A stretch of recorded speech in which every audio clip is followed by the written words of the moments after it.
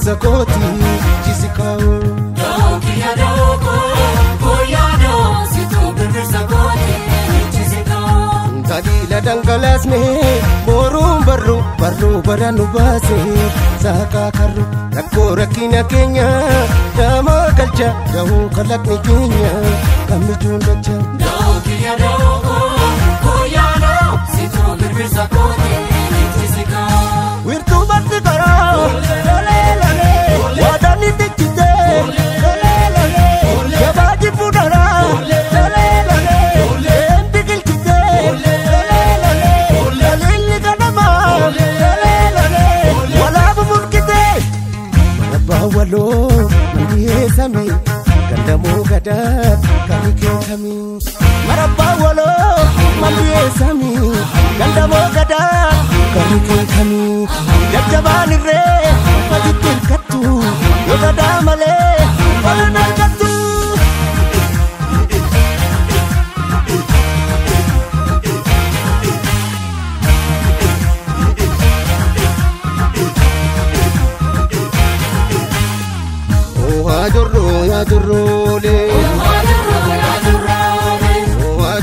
ya jorro le la mahumma di diriste namara jatte ayon gadame sahi kodani sako jatte farro farri sanga kuradarati tuma sirna gada guja dugati omo ka bakkacha dugati gadane rafse raganati darabti te darapache dugati sagodan si samarache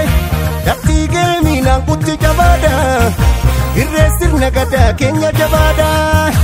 dapti gemi jasni kara dapti gemi saputu bade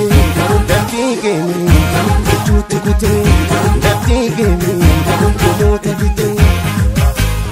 agadu gadani barcuma gadani agadu gadani barcuma gadani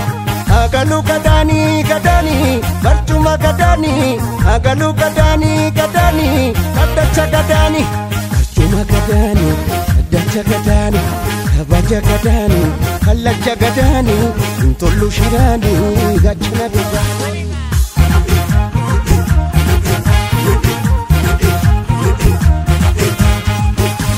korme